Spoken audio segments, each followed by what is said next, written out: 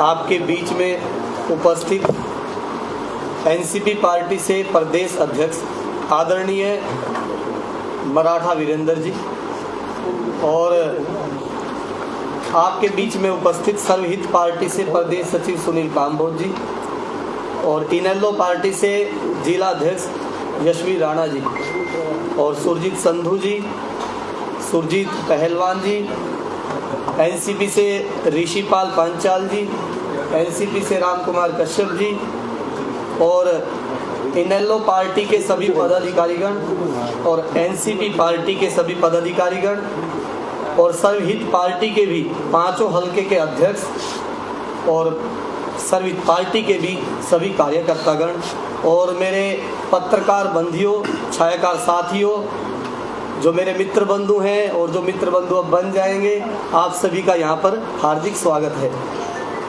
जैसा कि आप सभी देख पा रहे हैं, ये एक सामूहिक प्रेस कॉन्फ्रेंस है एनसीपी प्लस इनेलो प्लस सर्वहित पार्टी। तो इस प्रेस कॉन्फ्रेंस का उद्देश्य है कि आपके बीच में, जो हमारे बीच में लोकसभा प्रत्याशी वीरेंद्र मराठा जी आपके बीच में उपस्थित हैं, वो एनसीपी से टिकट लेकर आपके बीच में करनाल लोकसभा से प्रत्याशी हैं। और जैसा आपको विदित है, अभय चौटाला जी ने इनेलो पार्टी से इनको समर्थन दिया है और ये एनसीपी और इनेलो के प्रत्याशी हैं। तो आपके बीच में हम यहाँ अनाउंस करते हैं कि आज से एनसीपी प्लस इनेलो और आज से सर्वहित पार्टी की तरफ से भी वीरेंद्र मराठा जी हमारे प्रत्याशी हैं।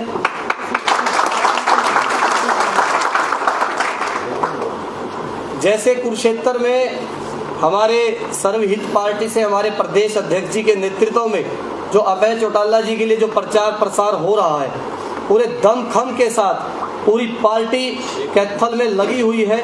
और आज से हफ्ता पहले तक करनाल को भी यही निर्देश था कि करनाल से अभी तक इनेलो प्रत्याशी नहीं नियुक्त कर रही है, तो आपको कुरुक्षेत्र लोकसभा से ही अपना दमखम लगाना है।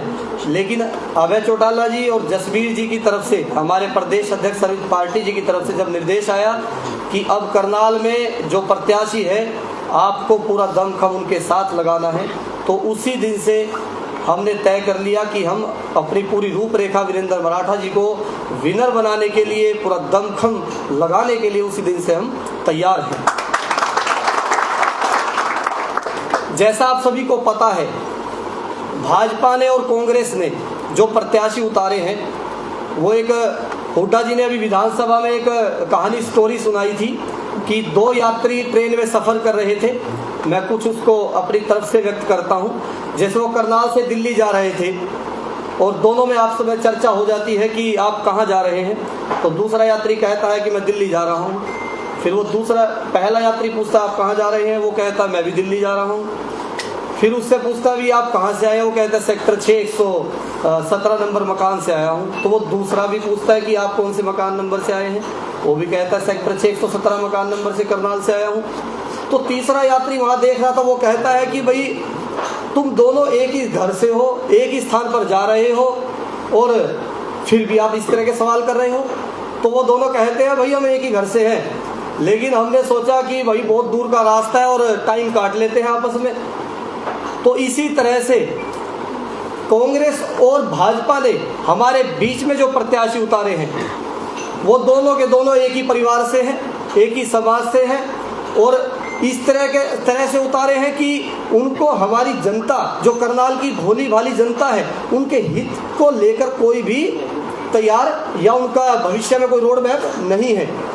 वो केवल जो केंद्रीय लीडर्स हैं, मोदी जी, अमित शाह हैं, उनका हित साधने के लिए खट्टर जी उतारे गए हैं। क्योंकि भाजपा से वो सीएम पद पर फेल हुए थे, इसलिए उनको पद से हटाया था। और जो बुद्धिराज जी हैं, वो बुद्धिराज जी गोहाना से यहाँ पर इसलिए उतारे गए हैं कि ये एक फ्रेंडली सा मैच हो जाए, भाई यात्री दिल्ली जा रहे हैं, टाइम पास सा हो जाए।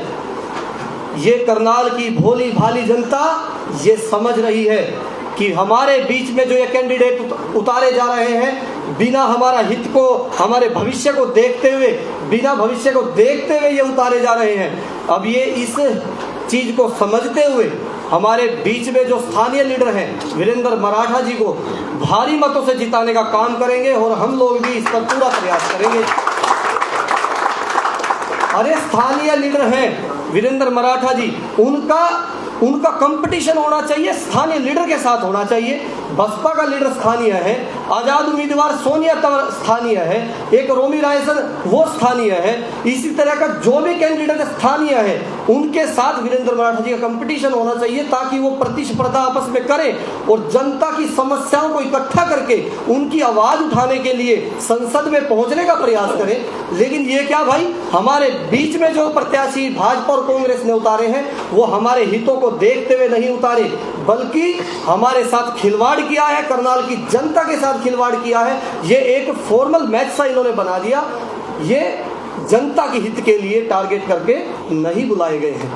भाजपा जो ये प्रत्याशी उतार रही है, देश भर में इन्होंने जो राष्ट्रवाद का, गो भक्ति का जो मुद्दा उठाया था, इन्होंने जिसको गौ माता कहकर ये मैदान में उतरे थे, उसी गाय माता को इन्होंने आज 2024 के आंकड़े हैं, पिछले गत वर्ष के जितने आंकड़े हैं सारे आंकड़े क्रॉस करके इस साल भारत से गौमांस का निर्यात हुआ है, गाय का मांस बेचा गया है। अरे आप उसको माँ कहते हो और माँ के साथ इतनी दुर्गति आप करते हो और आप कहते हो हम राष्ट्रवादी हैं। और ये भाजपा जो LGBT QIA का जो मुद्दा अपने मैनिफेस्टो में लेकर आई है कि आदमी से आदमी विवाह कर सकता है, लड़की से लड़की विवाह कर सकती है। हमारे देश में, हमारे हरियाणा में गोत्र व्यवस्था लागू है, जेनेटिक संरचना हमारे बीच में उपस्थित है। हम लोग गोत्र बदलकर शादियां करते हैं। हम लोग पाकिस्तानियों का विरोध करते हैं जो बाप अपनी बेटी से शादी कर लेता है। हम लोग उसका विरोध करते हैं जो भाई अपनी बहन से शादी कर लेता है। और ये कांग्रेस किस तरह की नीति ला रही है कि लड़का लड़के से शादी कर ले, लड़की लड़की से शादी कर ले, हम उस LGBT को बढ़ावा देंगे। ये किस तरह की असामाजिक, समाज को तोड़ने वाली व्यवस्था हमारे बीच में लेकर आ रहे हैं। हम उसका विरोध करते हैं और इसका विरोध करने के लिए आप सभी से हम मीडिया बंधुओं के माध्यम से जनता तक आवाज पहुंचाते हैं कि आपको अगर इस तरह की असामाजिक ये घटनाओं को रोकना है तो वीरेंद्र मराठा जी आपके स्थानीय लीडर हैं, आप लोग उनको समझिए और उनको समझकर इसको संसद पहुंचाने का इनको प्रयास करें और इनको संसद पहुंचाकर अपनी आवाज को बुलंद करें, जिससे इस तरह की LGBT जैसी असामाजिक ये जो नियम लागू करने वाली है कांग्रेस, या ये जो गो हत्या का जो ये मुद्दा उठाकर उस पर राजनीति ये जो कर रहे हैं, ये बंद किया जा सके। तो आप सभी के बीच में सर्वहित पार्टी आज से ही अपने सभी कार्यकर्ताओं के साथ प्रत्येक हल्का अध्यक्ष के नेतृत्व में घर घर जाकर वीरेंद्र मराठा जी का प्रचार करेगी और अपने स्थानीय लीडर को जिताने का यहाँ से संकल्प सर्वहित पार्टी लेती है। जी, वीरेंद्र मराठा जी को मैं आमंत्रित करना चाहता हूँ कि आप सभी के बीच में वो भी अपने विचार रखें। जी,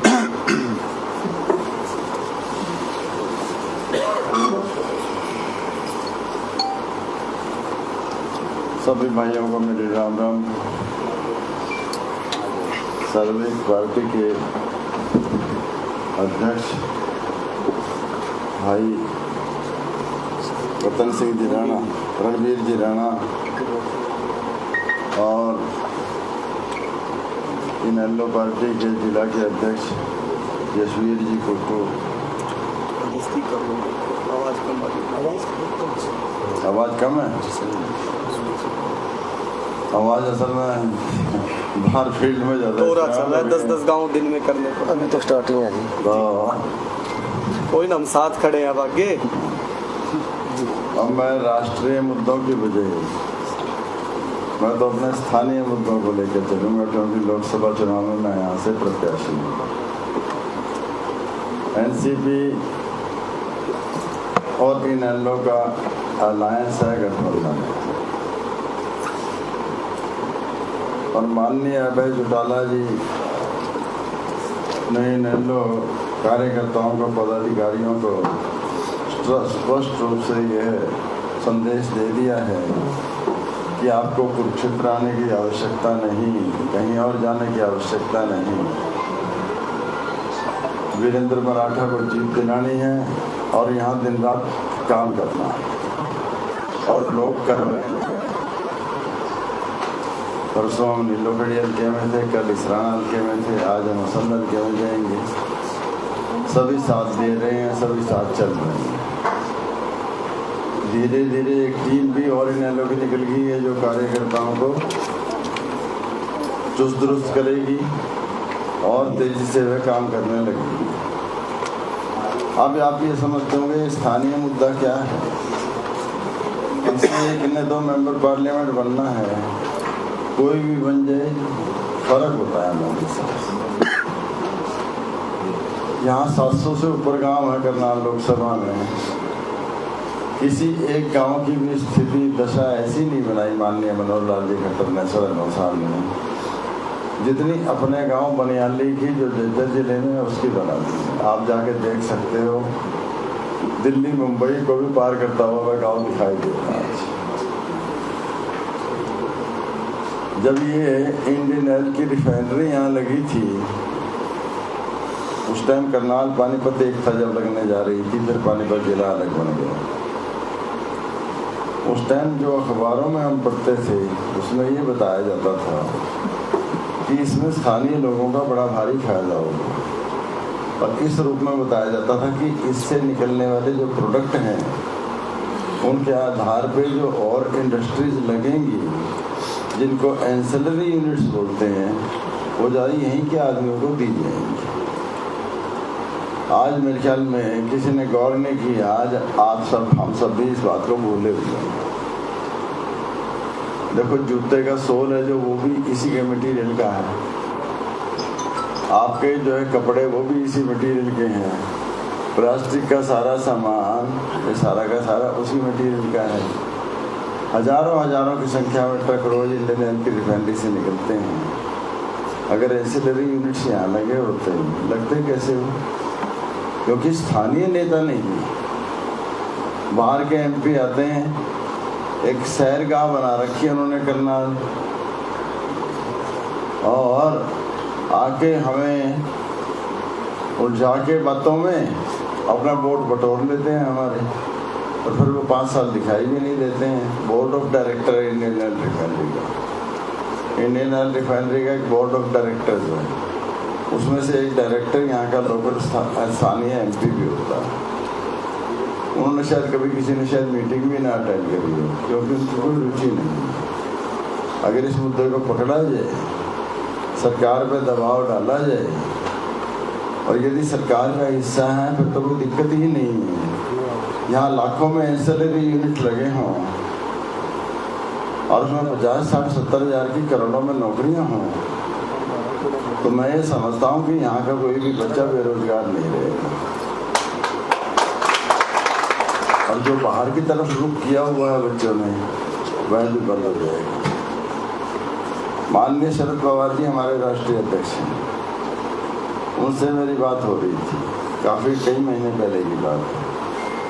उन्होंने एक बात कही, आपके यहाँ आदमी रुचि नहीं लेते कोई विकास करने में, कोई बदलाव की जो टेक्नोलॉजी है उसको अपनाने में। हमने इंडो इजरायली प्रोजेक्ट घरोंडा में दिया था, और महाराष्ट्र की तर्ज पे यहाँ खेती सब्जी की और फलों की होने लगे, ताकि यहाँ का किसान मालामाल हो, खुशहाल हो। जैसे आज केला है, संतरा है, चीकू है, अनार है, अंगूर है, ये सारे के सारे हम जो खा रहे हैं महाराष्ट्र की पैदावार खा रहे हैं।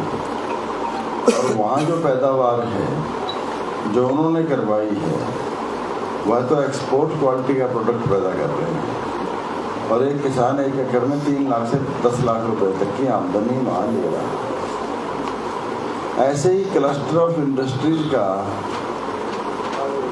वहाँ पर ऐसा विकास हुआ है कि घर से बाहर निकलो तो आपके लिए नौकरी तैयार है, वहाँ कोई बेरोजगार नहीं। जो महाराष्ट्र बहुत पीछे हुआ करता था, आज महाराष्ट्र देश का नंबर 1 राज्य पर कैपिटा इनकम में, खुशहाली में है। तो उन्होंने मुझे आगे कहा कि मैंने एक बफेलो रिसर्च इंस्टीट्यूट और दिया हरियाणा को, तो ये आपके एरिया में क्लस्टर ऑफ मिल्क प्रोडक्शन के क्लस्टर हो जाने चाहिए थे, और इनसे जो प्रोडक्ट बनते अमूल को भी पार कर सकते थे। वह टेक्नोलॉजी सारी हम देने को तैयार थे, लेकिन लोगों में कोई जज्बा ही नहीं है, सरकार कोई रुचि नहीं ले रही है।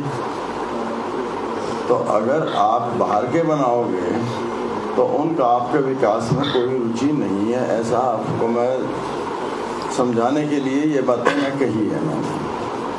ऐसे ही आप यहाँ का कल्पना चावला मेडिकल कॉलेज ले लीजिए, अगर यहाँ का कोई स्थानीय नेता बने हो तो इसका एक वातावरण, एक माहौल ऐसा बना दे।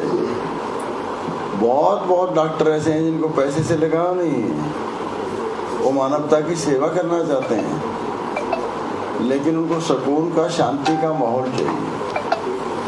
तो स्थानीय नेता तो वह है आपके इंटरेस्ट में पैदा करेगा यहाँ, वो आएंगे डॉक्टर। आप किन मुद्दों को लेके इस बार उतरने वाले हैं चुनाव में?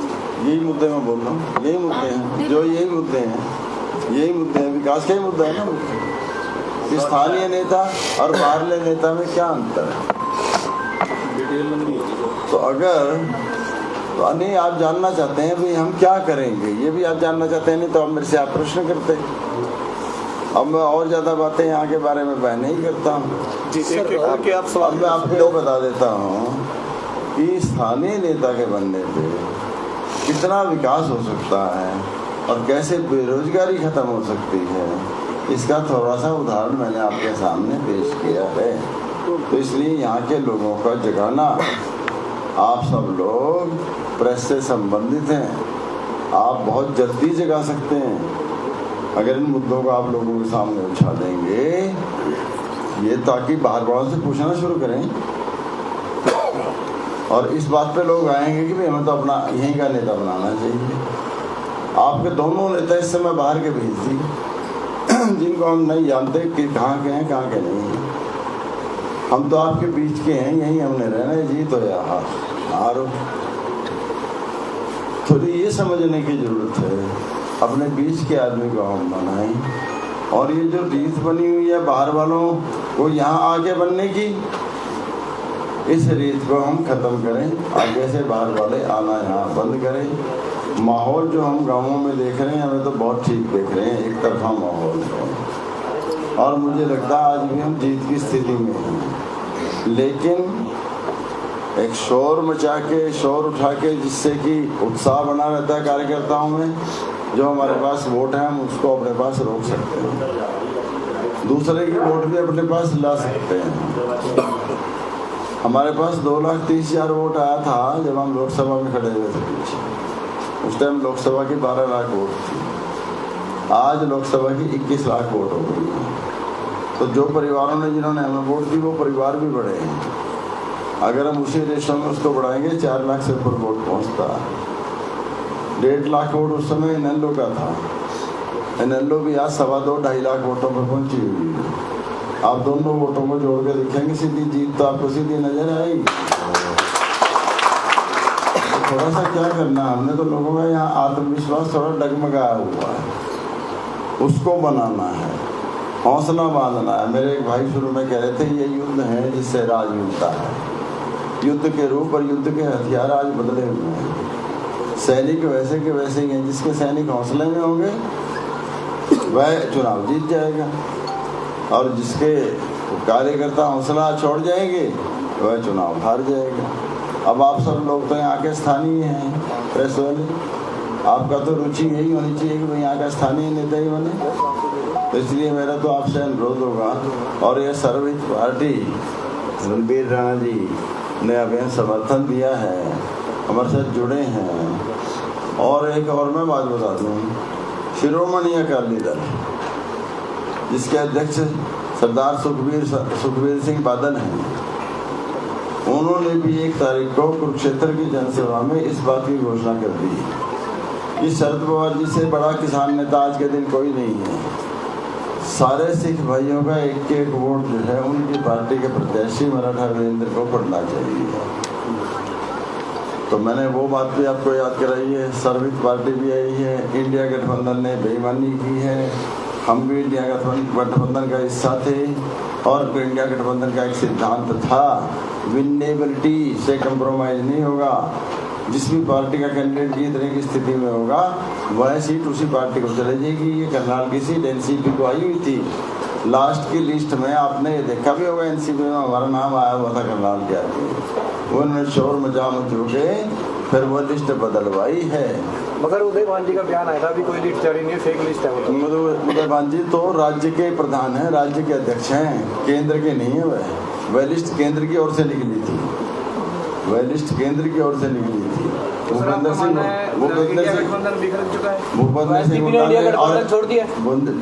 हुड्डा, सारी बात पे आ रहा हूँ ना। भूपेंद्र सिंह हुड्डा ने और उदयभान ने तो मिलकर शरारत की है, अपना इस्तीफा देने की धमकी तक दी है। तो मेरे माननीय शरद पवार जी से बात हुई थी, उन्होंने तो मुझे पहले ही टिकट भेजा हुआ था, क्योंकि एनसीपी के इस समय ये सीट थी, एनसीपी से भी हम खड़े हो रहे हैं अब। और ये गठबंधन से बाहर निकलने के लिए उन्होंने ही कहा है, हरियाणा में इंडिया गठबंधन नहीं है, हरियाणा में कांग्रेस का अपना उम्मीदवार है, एनसीपी का अपना उम्मीदवार है। और हमने ये गठबंधन माननीय शरद पवार जी के सलाह से ही इंडियन नेशनल लोकदल से यहाँ किया है। और दोनों जगह स्थिति ऐसी सुधरी है, करनाल और कुरुक्षेत्र 2 लोकसभा सीटें निश्चित रूप से निकल रही हैं, वहाँ इनेलो और यहाँ एनसीपी की। और निश्चित रूप से अक्टूबर नवंबर में जो विधानसभा का चुनाव होगा, उसमें आप देखेंगे इस गठबंधन की ही सरकार इस बार हरियाणा में बनने जा रही है। मराठा वीरेंद्र वर्मा इलेक्शन के समय दिखाई देते हैं इस बार, क्योंकि करनाल का इतिहास रहा हर बार भारी पर विश्वास। गाँवों में तो एक तरफा स्थिति है, मैंने बताया। मराठा वीरेंद्र वर्मा सिर्फ चुनावों के समय दिखाई देते हैं, बाद में दिखाई देना बंद हो जाते हैं। अरे मैं तो रहता ही यही हूँ, लोगों के बीच में नहीं दिखाई देते। आँख बीच के रखे अपने करके दरवाजे बंद कर रखे तो बात दूसरी है। मैं तो रहता ही हूँ यार, यही हमारी मार्केट है, यही सब ठीक है। हरियाणा में इंडिया जो रोड समाज को बांटने का काम कर नहीं, ऐसी कोई बात नहीं है। रोड समाज 95% कम से कम मैं गारंटी के साथ कह सकता हूँ हमारे साथ खड़ा है। मैं 10 गाँवों में लकड़ी परसों ही हो गया हूँ और यही जायजा लेने में गया था। मराठा जी, भाजपा कह रही है कि इनेलो ये इंडिया गठबंधन बिखर चुका है, सारी के सारी वोटें बीजेपी की झोली में आनी है। इनकी अगर 100 वोटें थे, 100 वोटों में 10 कैंडिडेट हो गए तो इन्हीं की वोटें बटी है, तो फायदा जो है बीजेपी को हुआ। इस पर आपका कैसे आप इसको? बीजेपी के जो कैंडिडेट है उसको लोग यहाँ के नहीं बनाना चाहते हैं। मैं तो ये कह रहा हूँ जो वोट हमारे पास है, 6 लाख के करीब वोट पे आज हम खड़े हैं, जीत की स्थिति में हम खड़े हैं। मनोहर खट्टर को जो हराना चाहते हैं, अंततः वो वोटें भी हमारी तरफ ही आनी है। ये चुनाव देखना, अभी सप्ताह बाद ही एक तरफा चुनाव हो जाएगा। आपको नहीं लगता एक सप्ताह के बाद आपको इतना शोर उठा दिखाई देगा, आपको खुद लगने लग जाएगा ये चुनाव तो एनसीपी की तरफ एक तरफा हो गया। सर आपको मानना है बार-बार पार्टी चेंज करने से लोगों का विश्वास खत्म हो जाता है, कहीं ना कहीं नेता से।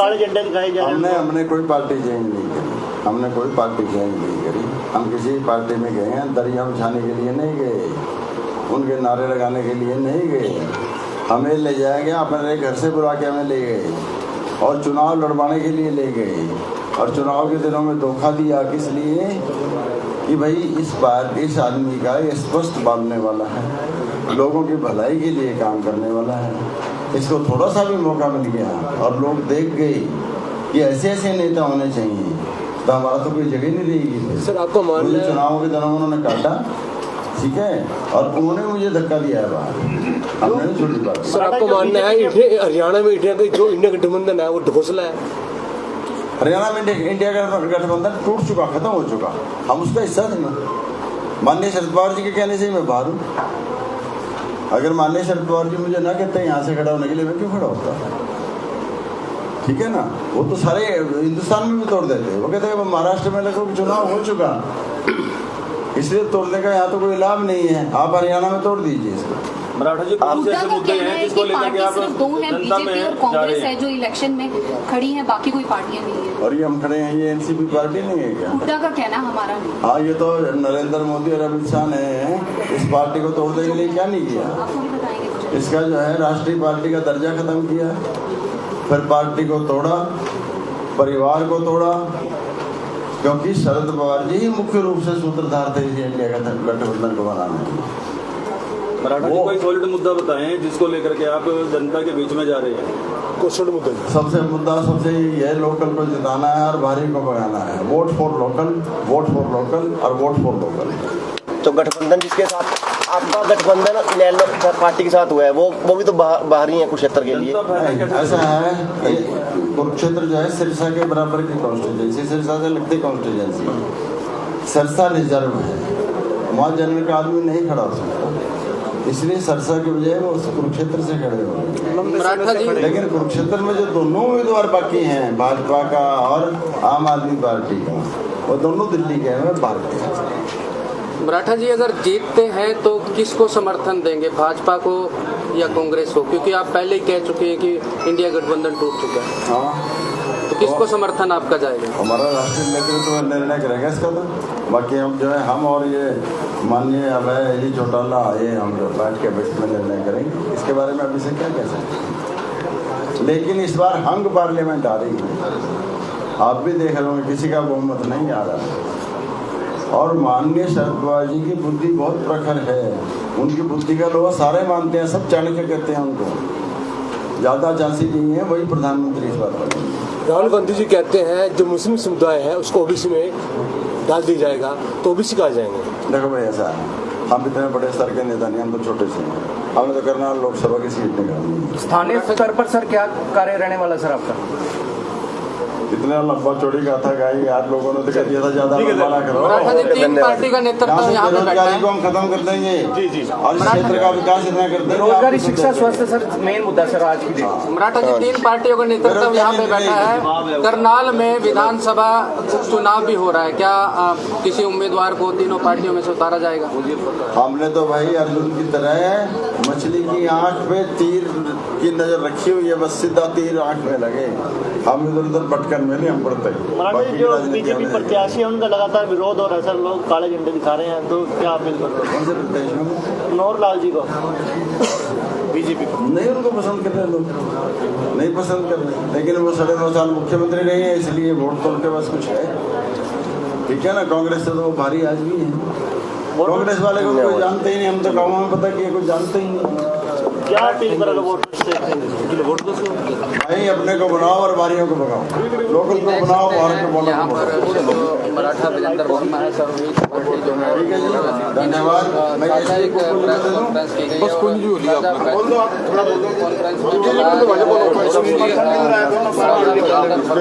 ये दोनों पार्टियों का जो गठबंधन है, ये बहुत ही उच्च कोटि का गठबंधन है, एक जैसे दोनों के कार्यकर्ता हैं।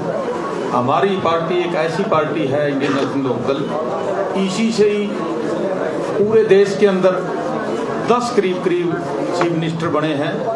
ये राजनीतिक यूनिवर्सिटी है और मराठा जी भी हमारे साथ जो मिले हैं, ये भी बहुत ही संघर्षशील हैं। और जो ये बीजेपी के और कांग्रेस के जो लोग हैं, ये अंदर ऐसी की राजनीति करते हैं, लोगों के बीच में रहते हैं। मराठा साहब भी लोगों के बीच में रहते हैं। आने वाले समय में पता चलेगा कि ये गठबंधन किस प्रकार से चलता है और कैसे आगे बढ़ता है। जैसे सारी नीतियां जो आजकल चल रही हैं, बीजेपी सरकार ने ये काटने का काम किया है। ये चौधरी देवीलाल की नीतियां हैं, चाहे वो पेंशन का काम हो, चाहे वो जच्चा बच्चा की स्कीम हो, चाहे चौपालें बढ़ाने का काम हो। और ये जो पेंशन काटने की बात कह रहे हैं, हमने जो अनाउंस किया, हमारा मैनिफेस्टो देखो और इनका मैनिफेस्टो देखो। 100 रुपये मतलब माहवार पेंशन बनी थी। चौधरी भजनलाल इस प्रदेश के मुख्यमंत्री थे, वो कहा करते कि पेंशन नहीं बना सकते।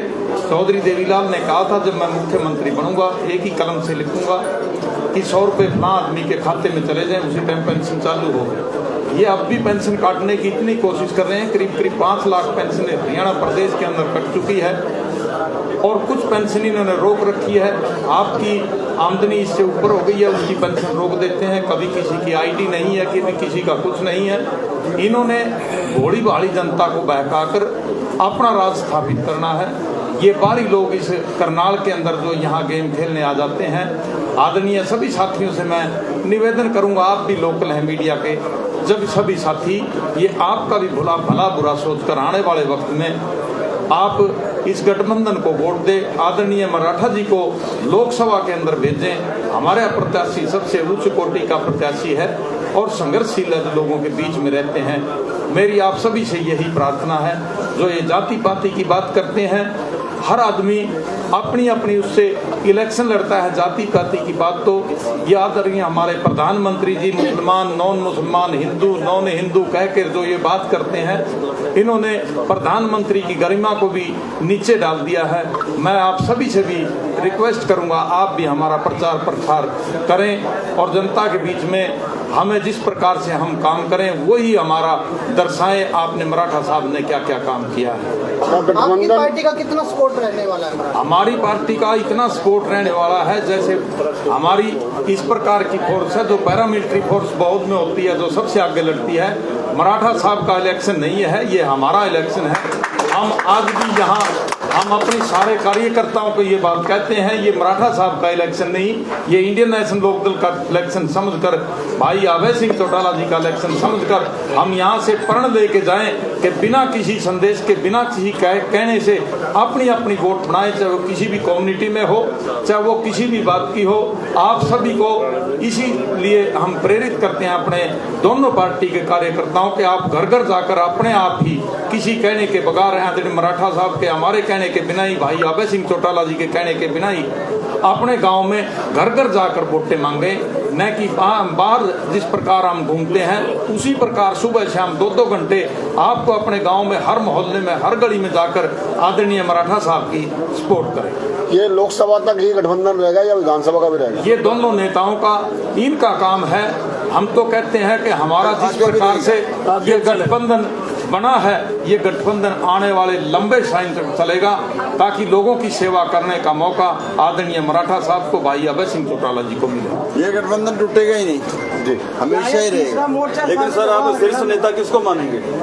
हम आपने शीर्ष नेता अब अभी रैली के अंदर जो आपने देखा होगा, हमारी जो कुरुक्षेत्र अंदर नामांकन था, उस दिन आदरणीय मराठा साहब ने ये अपने आप ही घोषित किया था कि आने वाले हमारे दोनों के प्रत्याशी चीफ मिनिस्टर हमारे अभय सिंह चौटाला होंगे। सर, चुनाव चिन्ह क्या रहने वाला है अब की बार? चुनाव चिन्ह क्या रहेगा? तुर्रा बजाता आदमी। अच्छा, क्या आपका? तुर्रा बजाता आदमी। अच्छा। और इसका नारा देते हैं हम, तुर्रा बजेगा और मराठा जीतेगा। सर, स्टेट में तो अभय चौटाला हो गया, लेकिन सेंटर में कौन रहेंगे आपके लिए? सेंटर में तो दोनों सलाह करके जिसको भी मतलब समर्थन देंगे, आदरणीय मराठा साहब, अभय सिंह जी, ओम प्रकाश चौटाला जी, वो सेंटर में जिसको भी सही समझेंगे उसको समर्थन देंगे। हरियाणा में तीसरे मोर्चे की शुरुआत है? अब तीसरे मोर्चे की शुरुआत तो हम काफी दिन से कर रहे हैं, तो तीसरा मोर्चा चले। ये तीसरा मोर्चा ही तो बन रहा है। जिस प्रकार से आदरणीय मराठा साहब इस तरह के सशक्त लीडर जो आगे होंगे, जो जनता के बीच में रहेंगे, ऐसे आदमियों को वोट देनी चाहिए। ये आज यहाँ पर इस करनाल को तो एक प्रयोगशाला बनाई हुई है, कभी मनोहर लाल जी आ जाते हैं, कभी सैनी साहब आ जाते हैं। अब सैनी साहब के अभी चुनाव है, सैनी साहब को भी पता चलेगा।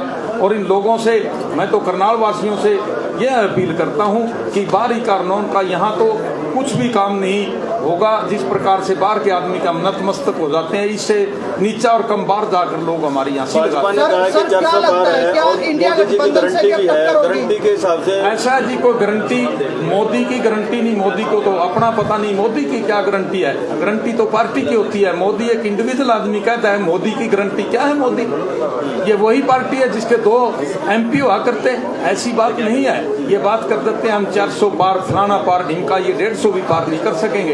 ये वही पार्टी है, 2 MPओं पर सिमट कर रह गई थी। ये पता नहीं टाइम किसके ऊपर खड़ा हो जाता है, टाइम का पता नहीं, भगवान को पता है टाइम कैसा आ जाता है। सर, क्या अब इंडिया गठबंधन से भी टक्कर रहने वाली है? इंडिया गठबंधन से तो टक्कर अपने आप ही है। यहाँ इंडिया गठबंधन है ही नहीं, जब मराठा साहब खड़े हो गए। आदरणीय सर कुमार जी ने ये बात कही है कि हमारे कैंडिडेट आदरणीय मराठा साहब का नाम टिकट मिलने से पहले यदि यहाँ हर जन की आवाज़ थी, जिस प्रकार मनमोहन सिंह का कभी कोई नाम नहीं था, और मनमोहन सिंह के नाम से मनमोहन सिंह प्रधानमंत्री बने थे, उसको उससे पहले कोई नहीं जाने था। अब भी मराठा साहब के आने से पहले ये जन की आवाज़ थी कि मनोहर लाल को घर कौन बेच सकता है? आदरणीय मराठा साहब बेच सकते हैं।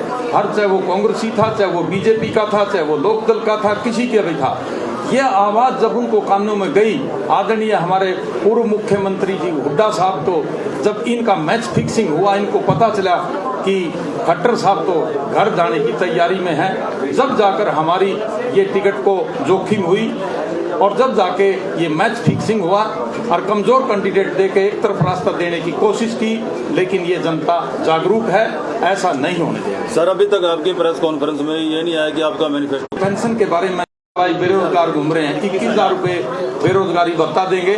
आने वाले टाइम में हमारे नेता आदरणीय अभय सिंह चौटाला इसको डिक्लेयर करेंगे, आप उसको प्रकाशित करना।